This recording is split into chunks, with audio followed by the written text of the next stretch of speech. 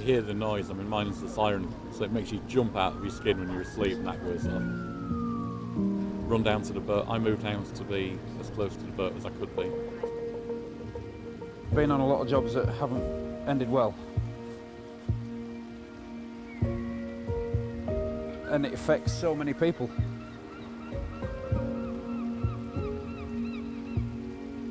We've had good jobs, we've had bad jobs, we've had jobs that have turned into body recoveries.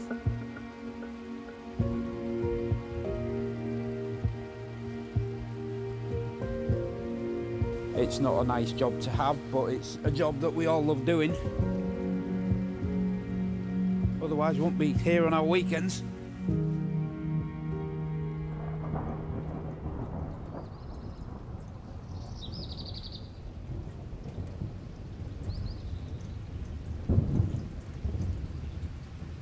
York Rescue Boat I can only describe as a family of people who are here to help protect people who are vulnerable and keep them safe when they're on nights out. A lot of people don't know about us in York. A lot of people don't know about us independent lifeboats as a whole nationally. We're the only ones actually covering the river in York at the moment. So if there is somebody in the water, we are the only point of call at the moment. We brief the crew, get them obviously with safety briefings and things like that. If we've got any outstanding missing persons that we've been asked to keep an eye out for by police, that is something that we will do in briefing. Then we will obviously assign people to roles. We'll get a boat crew underway, they will go and get the boat ready.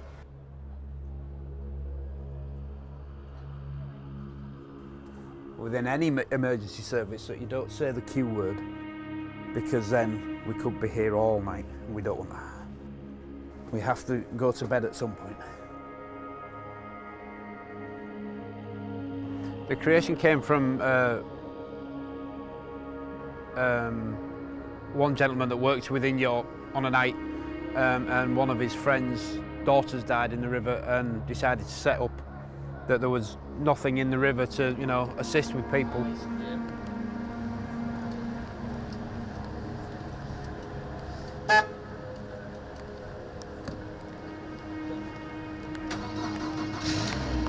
The team is amazing. We all work together for the same goal, and that is to, you know, protect people from the dangers of the water.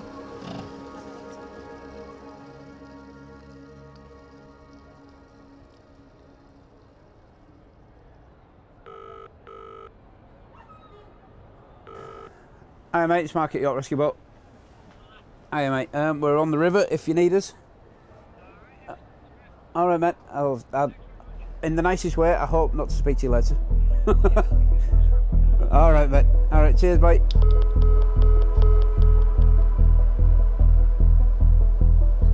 In a situation where you have to rescue somebody, adrenaline is a big thing. Certainly at the time the adrenaline starts pumping and you want to help. You know, you do this sort of thing because you want to help people. Sometimes I'll be dangling on the end of the rope with these guys holding on to me, and I've got to trust them with my life. You go into sort of like a zen-like focus is the only way to describe it, and all your training just kicks in and you rescue that person hopefully. If it's a call out, somebody has got the phone at all times. Yeah, just boat crew tonight, we haven't got phone, but yeah, we've got a boat out. Especially if it's an urgent job like somebody in the water. What will happen then is they will send a text message call out to everybody who is on call, and with obviously the brief details and where the sort of the RV point, which is obviously the meeting point, is. We've got an encrypted radio system because obviously sometimes you've got to pass sensitive casualty information across the radio, so you don't want to be doing that on a public network.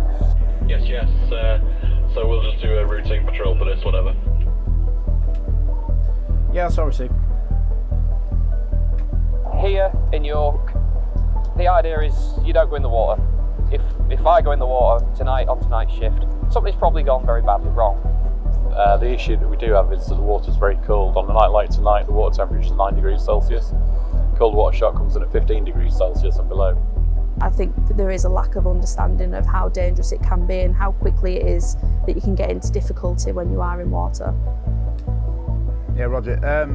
You've got a large log or large branch currently about 5 metres down from the bridge, just when you come back in. That's all.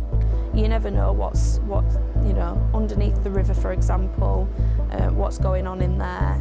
It is so dangerous, so I just wouldn't do it. Just don't enter the water at all. I think the culture has changed, definitely, since COVID. Unfortunately, the mental health side of it has skyrocketed over the years. A lot of people come down to the river that have got problems because it's a lot quieter.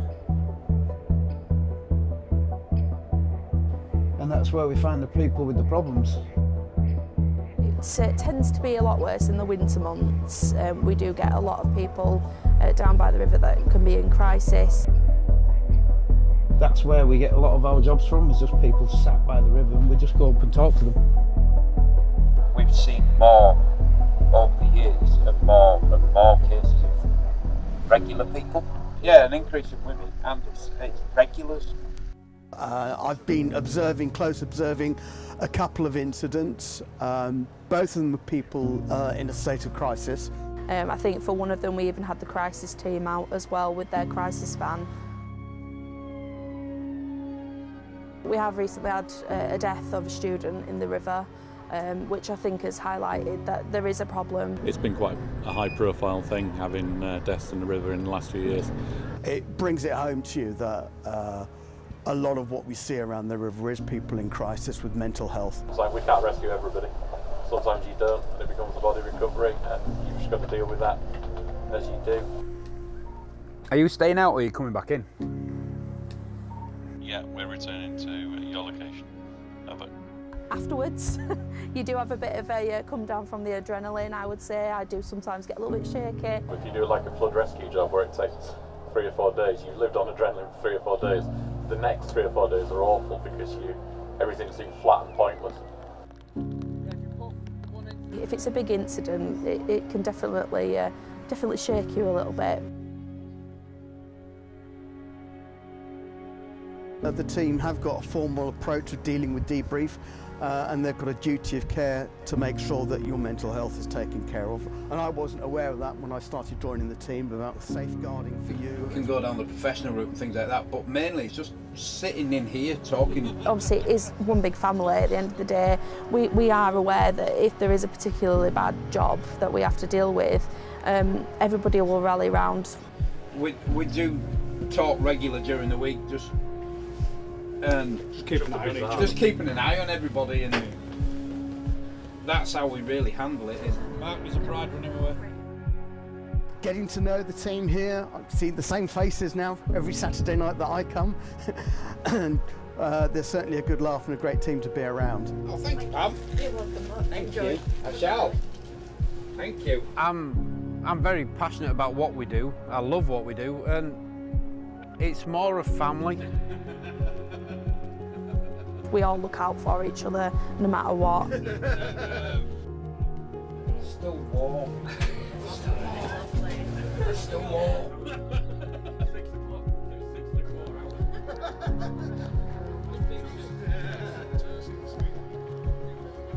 The river is going to stay. The river will be around long after York is long gone. And as tourists come and go, it's going to be good to have the service there. But I think the charity's got a bright future.